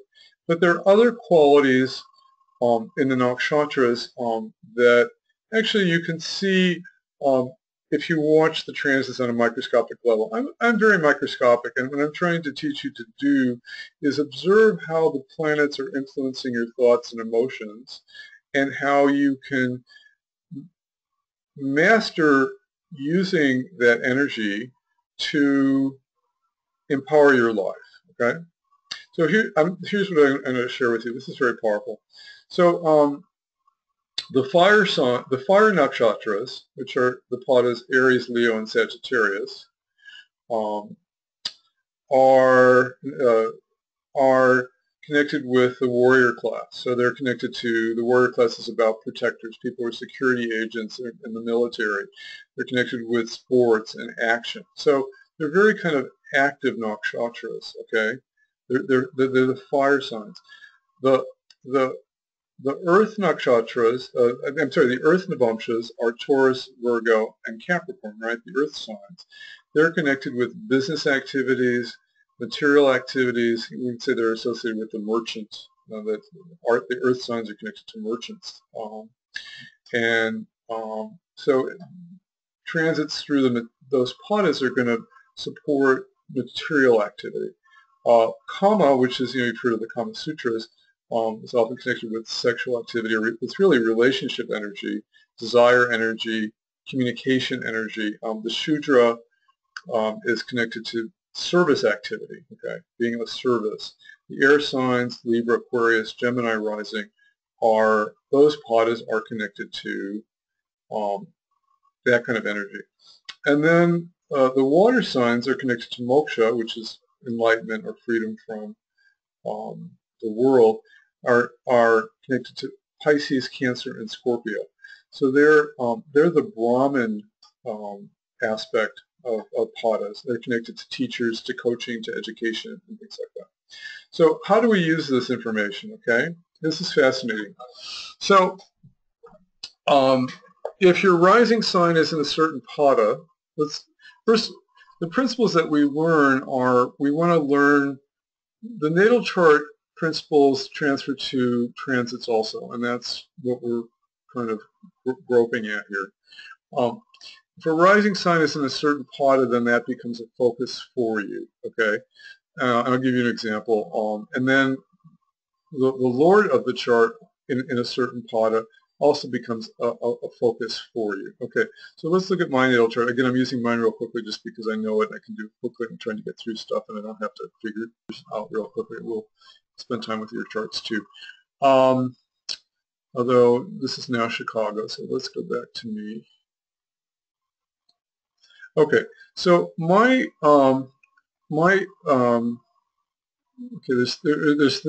got to look at 3 things. So my rising sign is Scorpio. My ascendant is in Virgo Navamsha, right? So that connects me to business and merchant activity. And actually, as much as I that's kind of that's very strong. Now the fact is that my Mars is also in Virgo Navamsha. That's the secondary ruler of the chart, actually. So again, that's a secondary emphasis for being a businessman. And I have actually been a businessman most of my life. And then if we go to K2, K2 is in Gemini, which is an air sign. which connects me more to service and communications. Okay, and so those are kind of three dominant focuses um, of my life, and they're now it's thought that in Kali Yuga, what I've really come to understand is, my rising sign is Scorpio. It's a Brahmin sign. Scorpio is a water sign. So the sign itself is kind of the priest, teacher, educator. And K2 is also a priest, teacher, K2. And so I've really kind of come to understand that, my purpose is much more connected to teaching and communication than anything. And because we're in Kali Yuga, it used to be that if the village would support the priest and you go and he would heal you and tell you you're Jyotish, that doesn't happen anymore. So in Kali Yuga, I'm forced to be a businessman. I charge for my charts. I charge for my classes, but deep down, I just want to teach. Anyway, I just wanted to show you now, how does this work in transit? The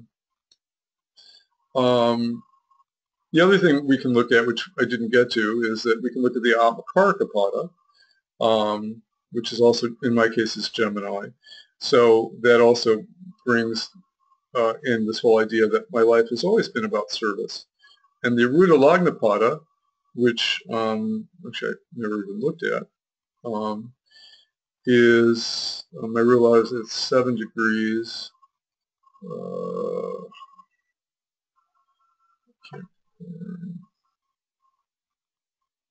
Is Pisces. So people see me as a teacher and coach, and that's professionally what I do for a living.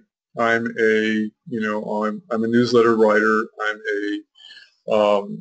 I'm a counselor advisor, and that's how people see me, and that's what my real life is saying.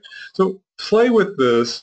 It is actually a very perfect science, and it will show you qualities of your life. And unfortunately, I can't go through all your charts to practice this, but again, I'm trying to teach you principles that you can apply and do your own self-recognition with.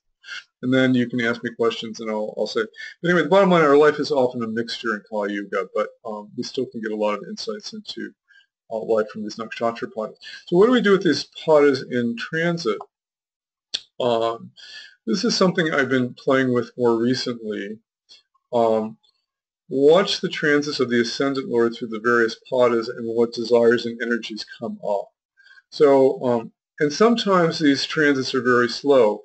If you're ruled by Jupiter, Saturn, Rahu, or Ketu, those planets may spend a lot of time. For example, Jupiter is transiting through Gemini Navamsha now in Virgo for a long period of time. I mean, because it's slowing down to go station retrograde. It's going to be in there for months. So suddenly Jupiter is connected with Gemini Navamsha, which is more the air sign, more about service and communications. So that energy is going to dominate during this time. And if you're ruled by Jupiter, maybe the focus is going to support, the air sign activities. I'm ruled by Mars or Ketu. Ketu is moving slowly. Mars, I've been watching this in the past week. Mars has been moving through the different padas of the zodiac, and I have noticed something that I'd really never noticed before, that the energies coming up are very connected to the pada that we're going through. So this is very powerful. It's something that I hadn't really noticed, but I think it can be used in a powerful way for scheduling your life also. Again, the sun changes a pada every 3 days, so sometimes if you wait 3 days, it's not in a good pada. It may be more supportive. I've noticed that suddenly, like if I go into a water sign pada, Cancer, Scorpio, or Pisces, the teaching education energy is really coming up. I'm wanting to kind of teach more. I'm wanting, and the energy is there and supporting that, and then it shifts. So the pod has changed quickly, but you can use them. Now, if you want to play with this in more detail, I'm going to give you the tools. We can't do it. You can study Prash Trivedi's book, Every Nakshatra. He talks about the qualities of each pada. And Camilla Sutton's book on nakshatras also has really good information on planetary transits through the nakshatras and the different padas. For years, I've been watching the padas of the zodiac. There's 108 of them, of course, and 108 is always very significant. And they're extremely powerful, but I'm just even now learning some of the subtle qualities and influences of them. And, I just want to challenge you to kind of like do the research, watch them in transit, watch how they affect your life, okay? Okay, let me take questions on that. It was kind of something new that I wanted to share with you. I've never shared that before. Okay, interesting?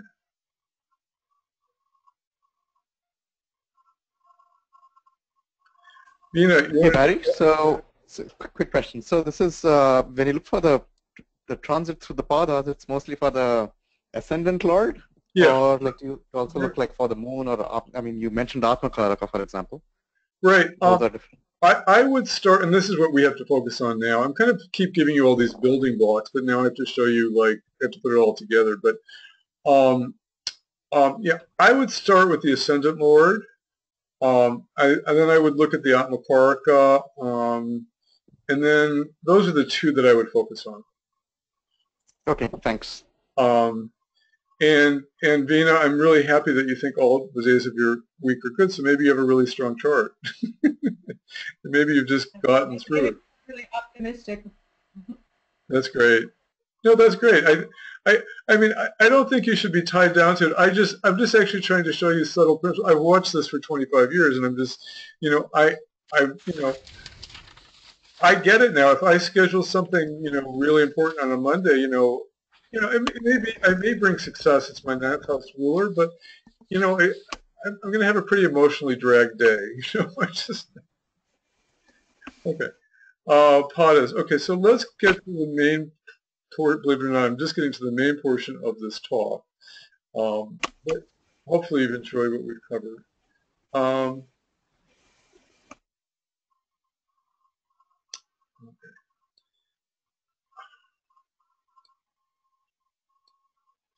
I'm going to skip this. You've got the information on this. This is a really powerful point that no one will teach you. I learned it from Pundit Oja. And when do planets show their effects? And I was pointing to this. So the sun shows its effects on Sundays when the sun is going, and the sun and the moon transits, and Jupiter transit through Leo or its nakshatra. This is really valuable stuff. I should probably go over it next week. But it's this principle of synergy, and it's a very hidden quality of transits that no one will teach you, and it's something that is very powerful. I gave you the example last Monday. We had the moon on a Monday transiting through its own nakshatra of Rohini in Taurus, where it's exalted. It was just a really stellar day for a lot of things. If you could getting away with anything on that day, because you had this triple synergy between the moon in its office sign, which we call Mula Kachuna, in Taurus, where it's exalted, and also in its own nakshatra of Rohini, and it was a Monday, its own day. So sometimes you get these synergies, and it creates a lot of power. Sometimes it creates a lot of power for those, Mahartha, for creating a day. And sometimes if you're looking for a good day on the week to do something, you're looking for these synergies. And there's also the negative synergies too. But anyway, I'm not going to go over this because we're running out of time, but it's a very powerful piece that I've known for many years. And the real point of it is the planet shows its effect on its days of the week.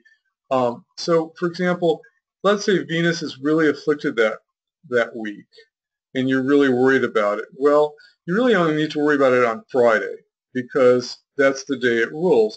I mean, you'll see on Tuesday, you know, if Mars is strong, it may be fine. Wednesday, Mercury is strong, it may be fine. Thursday, Jupiter is strong in Virgo now, and the Sun's nakshatra, it's just a good time.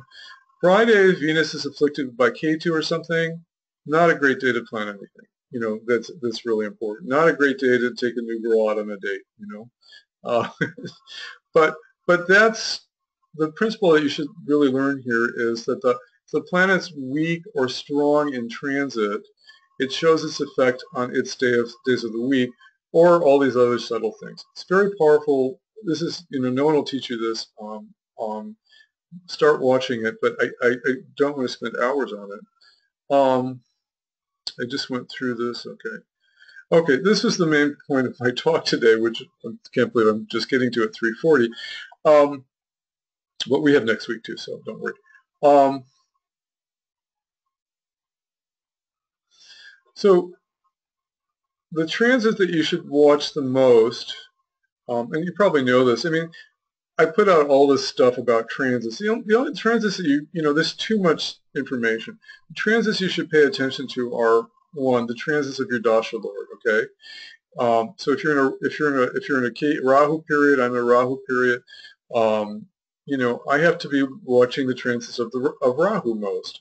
If you're in a Jupiter period, you have to watch the transits of Jupiter most. If the planet, the dasha lord, if it's afflicted in transit or it's supported in transit, will impact the dasha that you're running. So look at that. It's a very important principle. Sometimes these transits are very long. Saturn takes 2.5 years in a sign, but it goes through microscopic areas. It changes nakshatras. It changes padas. You can watch all of that. Okay. We'll talk about this stuff next week. The Torabala and stuff like that. Watch aspects to the dasha lord. So if you're in the Saturn period, I mean, even if that's the secondary, I'm in a Rahu Saturn period. Okay. The Bhukti period, the second level is pretty key. It's a 2.5 year period for me. So for the most part, I should be watching Saturn's transits during this 2.5 year period of my Rahu Saturn period. And that's the case. When Saturn's happy, it's aspected, you know, by Jupiter or something. The period's a whole lot better. Saturn's going through the Gandhata now. I have all kinds of emotional turmoil coming up. You know, I'm aware of it. I meditate. It's not, you know, it's gone. But you know, even the secondary level of the dasha is very important. So if you're in a Mars period, the Mars-Saturn conjunction is going to be really important. The Mars-Ketu conjunction is going to be really important. Mars going into Pisces and Jupiter's friend sign, it's going to be important. You know, if you're not in a Mars period, you know that transit's not as important. So watch the transits of the first level and the second level, and even the third level sometimes, but just too much. Just do the first and the second level. I'm going to skip this thing on planetary wars and conjunctions. Okay, this is the main point of this first week. I'm sorry, we're getting to it now.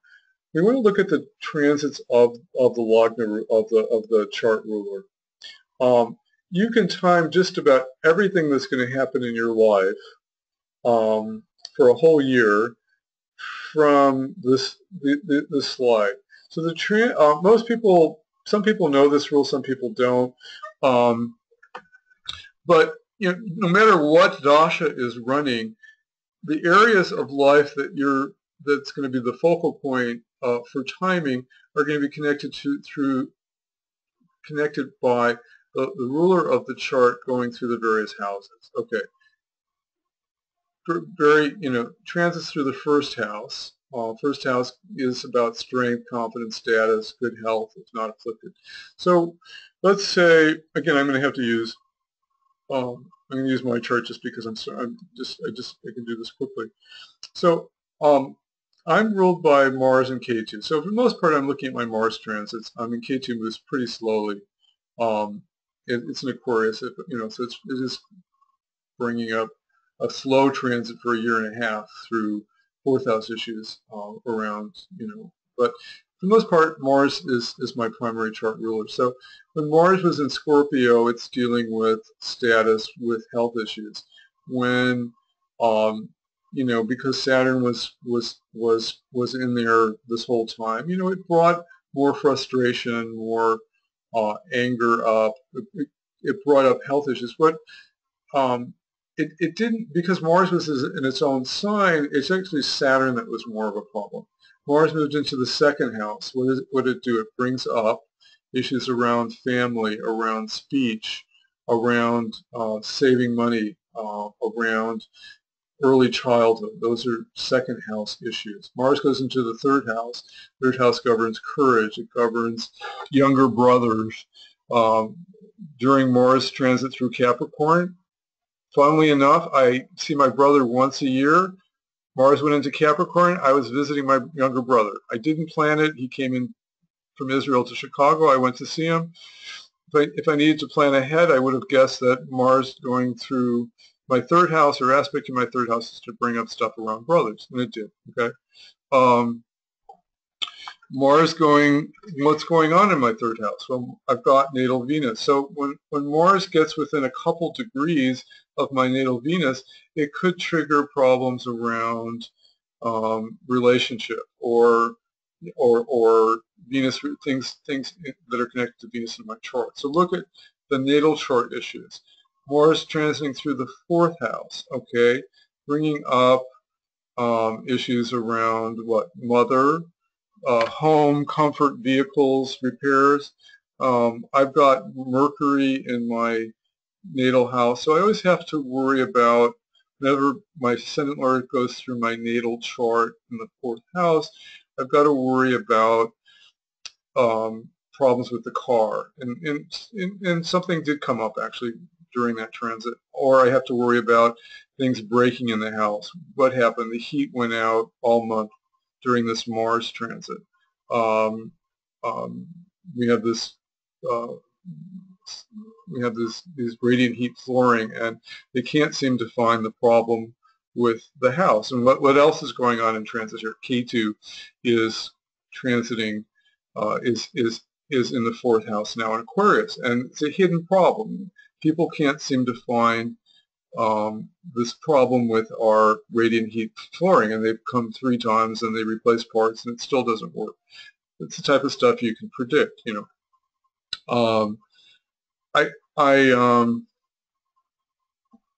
You get the idea. I'm going to show you other levels of it. So basically, you know what each of is connected to each of the houses. You can go through. You can look at your transits and see what areas are going to kind of come up on, and then you have to connect that with what's also going on in your natal chart. And so if the planet is going over a natal chart planet, if your ascendant ruler is going over a natal chart planet, it's going to trigger that issue. Then you have to kind of look at the Ashtaka Varga. And for those of you,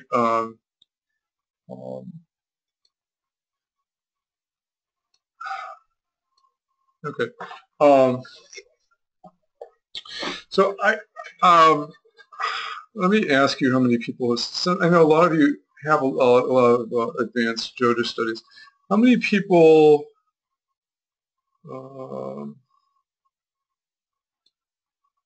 okay. How many people have studied Ashtaka Varga a little bit? Maybe. Go ahead. I've studied it a little on my own. Okay. Yes, I've studied it a little. Okay. Yeah. I think it's worth studying a little bit. I think I'll tell you why it's. I'll tell you how to use it. Okay. So I don't know if you're. A lot of the computer programs calculate it now. Jagannatha Hora does, and Parashara's Light does. This is through Jyoti Star. And basically 4 is like an average number, and less than 4 means the planet is not bringing out its full quality. More than 4 is that it's bringing out really higher qualities of the energy. So what do we have going on here? So let's look at, this is my Mars. So in Scorpio, it's got 4, that's average. So Mars going through Scorpio, you know, is an average. Sagittarius is 3, it's less than average. Capricorn, it's higher than average, it's a 5. Aquarius, where it's currently at, is a 1. I hadn't really paid attention to it. It means that maybe there's more health problems going up. That's actually the case. I've got these weird rashes going on my calves from K2. I've got rashes on my stomach. It's very funny. But the Ascendant Lord representing health and the self, going through a weak Ashtaka Varga point in Aquarius is not really supporting health. Pisces also has 1 point. I actually noticed that Mars in Pisces is never really great for me, but that's great. Mars in Aries, 6 points. I always do great with Mars and Aries. But so this, just know the principle. The quality of the planet's transit will get colored by how many points it has. So look at the Ascendant Lord. I'm looking at Mars. You can do the other planets. It's too much information. If you want to just learn anything, chart your Ascendant Lord through the various signs and just see what the Ashtaka Varga is. You can also look at what's called the Sarvashtarga, which is actually the total number of points for each sign. And what 24 is average. Less than 24 means that you're not going to get its full value. More than 24 is good. So actually so when planets are going through Scorpio, Sag, and Capricorn, I've got really high numbers here. So their higher qualities come out. And then my low point is Pisces, which we have a lot of Pisces coming up, with 20 and then 23 for Cancer. So all these Pisces transits that we're going to get are really kind of more tricky for me because I'm going to get the sun, So that's another way. And I always do really well with Aries. Look, I got 36 points in Aries. The sun goes into Aries. I've got 7 points here. I can schedule what is the sun is about: being famous, being prominent, having status, having success with career. Every April, between April 15th and May 15th, I shine.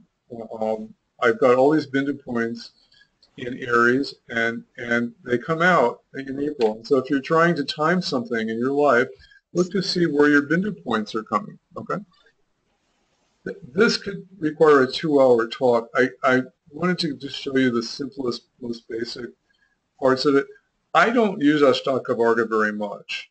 If you're interested in learning more about it, there's a book called Dots of Destiny. I think it's called Dots of Destiny. You have to be careful not to buy the Hindi version. I looked it up on Amazon and have it, the Hindi version. There is an English translation.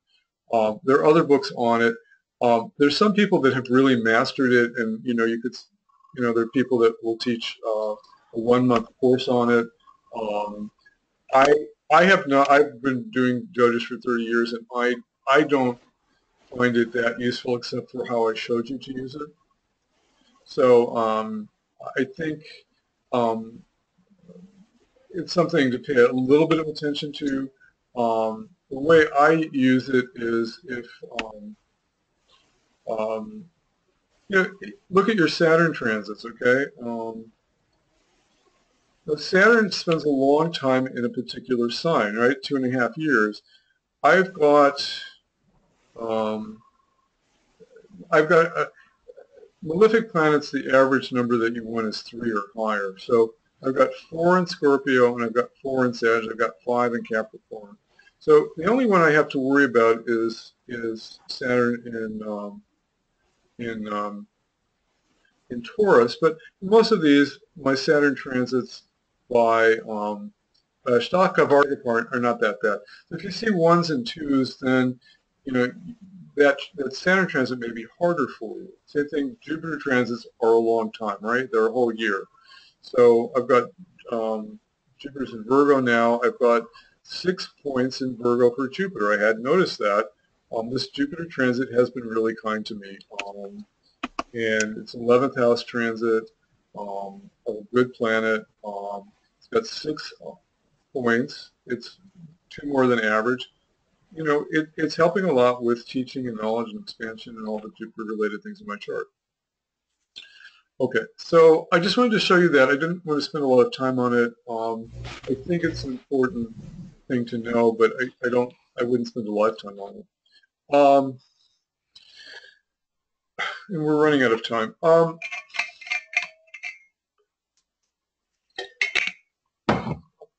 don't like rushing stuff when I run out of time, and I did actually. So I'm going to take questions now. Although I'm going to continue next week. Let me. It's important to end on time because most people have appointments to do.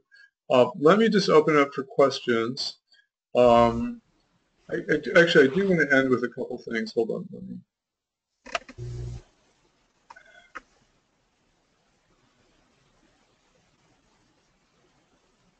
So I'll pick up where I left off next week, and then I'll have a new slideshow for you next week. But I wanted for your homework next week, I'm going to send you a tape on Tarabolo, and I'll send you a worksheet. And this is something, you know, it's a 2-hour videotape, and then this is something to spend a little time on. It's a very, very powerful technique for transits. And it basically is connected to when transits happen from your moon and your ascendant. And there's actually an uncanny ability to do really good predictions using it. And it's very powerful. So I do want to cover that next week. I can't spend 2 hours on it, so I need you to watch the videotape. And then I can go over it in 20 minutes, and you can ask questions, okay? That's how we can get a lot more done if you do your homework. The other thing is, I don't know how much time you have. Dashas can be complicated. I have, I think, 3 videotapes on dashas that I did. I'm going to send them to you also, so that when you have time, you can start watching them. So when we get to dashas in 2 weeks, you'll have already spent 6 hours and maybe some additional study time going over the principles. And again, we can get to more advanced ideas more quickly. Is that something that you'd like to do? Yes. Yes. Yeah, okay, good. Yes. Okay. And the other thing you should do is, we didn't totally get through it, but do your ascendant lord transits. So, you know, if you're ruled by Saturn or Jupiter, you've got an easy job. but if you're the moon, that one's really crazy if you're Cancer rising. But do your ascendant lord transits and map out the dates of, let's say, I've done this for people already, so I know Mars is going, I'm ruled by Mars primarily, or secondarily. So Mars is going into Pisces on January 20th to March 1st. So I've got the dates. What is that? That's my 5th house, okay? What is 5th house? Okay, that's speculation, recreation, spiritual activity, romance. Okay, how many Bindu points do I have in there? Well, I just looked. I've got 1. Okay, so that's a little bit weak. What nakshatra am I going through? Well, it's going to go through. Saturn's nakshatra, so it's kind of like Saturn, which Saturn's in kind of a messy place at the moment. And it's going through Mercury's nakshatra. Okay, so that see how that influence is happening. Then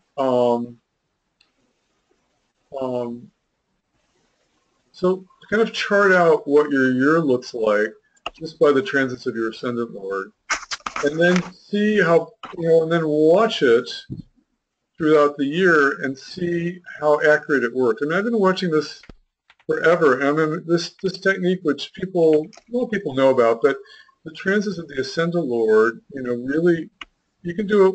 When people come to me and they want top of the head Jyotish information.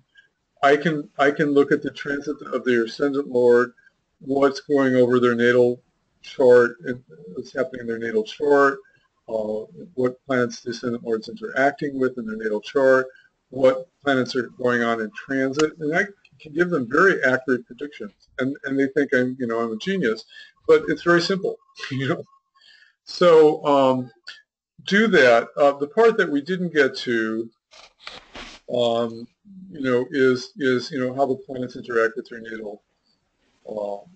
natal chart planets and how they interact with transiting planets. And so just maybe do the simple part of it. And if you want to send me your homework, you can. If people don't send me their homework, then they don't do it. You get a D if you don't do your homework.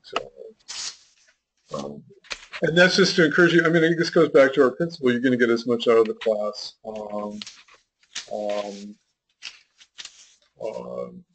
as you put into it. And we're all busy, but this is precious time. So spend a couple extra hours during the week. Okay.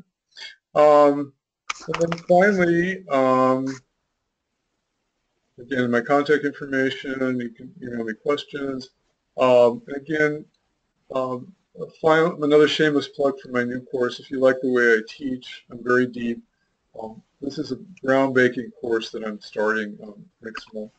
And it's easier. It's 5 Sundays over 7 or 8 weeks.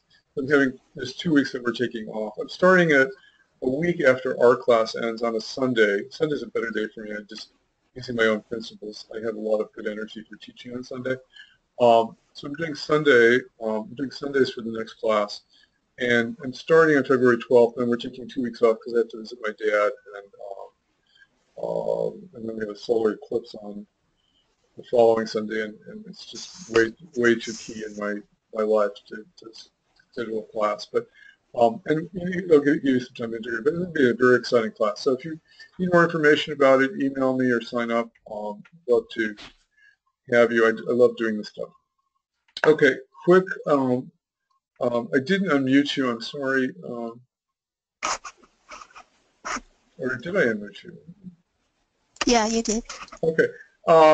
Quick questions and comments. Again, I haven't seen your shining faces, so I have no idea whether whether this was new, whether this was useful, whether this was exciting. I'm always trying to present it lively and exciting way. And if you have any, if I'm going too fast, if I'm going too slow, please email me your feedback. I won't, I won't take any offense. But did you enjoy the class? Yeah, I did. Okay. And Barry, I have a question. Yeah. My Lagna Lord is the moon. So should I just do a month's worth of it? Yeah, you can do a month's worth because you'll probably find, you have the same cycles. I mean, the moon always goes so fast, and you have the same issues just popping up in your life every month. But you'll just get into the habit of seeing, okay, moon's in Leo. Moon's in Leo today. I've got family issues. I've got money issues coming up. I thought, whatever. Yeah, it's a month's worth. Yeah. I have a question, Mary. Yeah. You when you're looking at your chart and you're talking about Mars going to particular houses, you only, for the most part, pointed out negative things. Well, this is your chart lord or the secondary chart lord. Wouldn't he have some good things in those houses? Yeah. Thank you. I've got too much Saturn going on in my life at the moment. Thank you for reminding. Yeah, there are. Life is always mixed. I mean, whether you're going to predict, the Ascendant Lord generally activates good things. It's just, life is always this kind of mixture. We didn't get to the point, if we're getting 5th and 9th and 11th house transits and 2nd house transits, you're going to get a lot more good things going on. It depends on what's going on. So the principles to look at are, one is, what natal chart planets are being interacted with, and 2, what's going on in transit. So if Mars, like next month, Mars is going to be with Venus. It's actually, they're kind of bitter enemies. It actually suggests a lot of tensions. And I've got one Bindu point. So maybe I'm looking at the negative. But yes, it will bring out a lot of spiritual knowledge. It's a fifth house transit. Fifth house is about spiritual knowledge. So, do I want to schedule being in a play in over the next month and a half because it's a fifth house transit for recreation? You want to look at all the different colorations, but you can actually get, if you watch the transits of the ascendant Lord, you'll see they are different every year. What's going on in transit with the transiting planet? How is it going on with your, what's being, nature never repeats it. You're in a different dasha every year. So I'm trying to give you something simple to do that's powerful. Okay, somebody who's, any other? Barry, one quick question. So I'm, new to all this. So this question might be a little. No, don't. That's okay. So when you're looking through the transit, say, through a particular house, what do you consider the natural karaka for that house outside of the house lord as well? Like, how much does that factor into all this, or it doesn't much? Yeah, we really can go deeper with it. I was trying to be real simple about it. Somebody who's washing their dishes needs to kind of mute themselves. Hold on, I'm trying to get the mic back on here.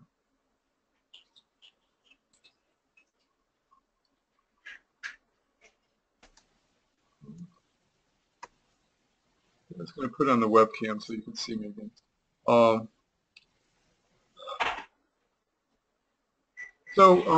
Yeah, there are, we actually just started with a very simple level of information. It's like a reminder that there are a lot of things that you can look at. Yeah, you certainly. I was just trying to keep it simple, where first house transits are about self, health, status. Second house transits are about family, communications. Yeah, there are other things that are connected to the second house that you can look at, and then everybody's second house is different. Your second house might be ruled by Jupiter. My second house might be ruled by Cancer, and that brings out equality. People are complex strands of DNA. I'm trying to give you the techniques that you can use. I'm not sure I answered your question. Partho, did I answer your question? Yes. Could I ask in something still just to follow up on that one? Basically, Yeah. In general, how much do, in the priority or significance of things, say, house lords versus planets in that house versus the natural karaka for that house? I'm guessing the natural karaka for that house is kind of probably low down in the consideration. But the most important thing is the house lord, what the house lord is doing, and what planets are over there. And the fourth thing being the nakshatra lord. So nakshatra lord, house lord, planets, and the karaka for that house. What's kind of the priority or level of importance you put to them, in what order, that sort of a thing? Sorry, Right. It's probably a very beginner's question. So the stuff I put on the slides is probably the most important stuff to look at. And then you can go a lot deeper with it. I mean, there's also again, this is Pisces is the natural 12th house for everybody. Okay, Pisces by nature governs kind of spiritual events, and it governs the feet, and it governs or Sagittarius is a very religious house. Somebody has to mute themselves, otherwise I have to mute you. Hold on. True girl, Jennifer Holiday, was betrayed by someone. Hold on. Okay.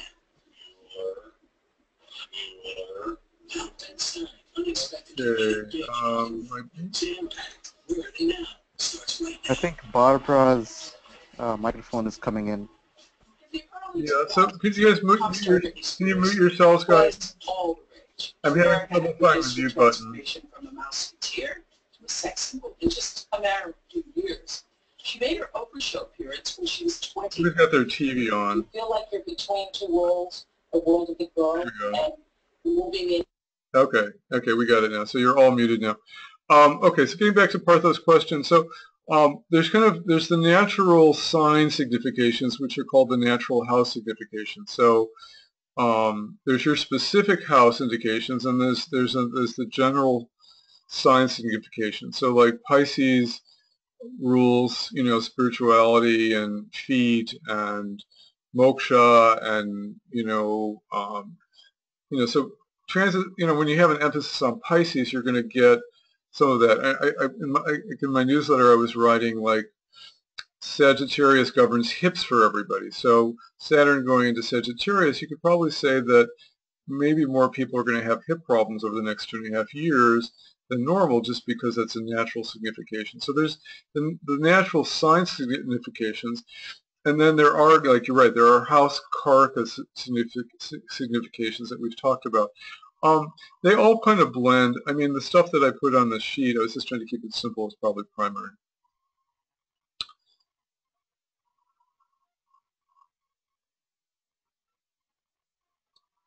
Okay, I've unmuted you. So other questions?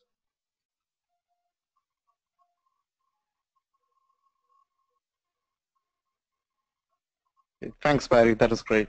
Okay. I have to realize, people have different levels of experience, and I'm trying to kind of make it interesting for people who have 3 or 4 or 5 years experience with Jyotish, and also trying to make sure that beginning people can understand it and not get lost. And I'm still trying to steer kind of a key middle ground. So let me know. I mean, there's a lot of advanced things we can do, and we'll try. We'll have to kind of get to them next week. But I wanted to give you a good overview this week. Okay. Final thoughts.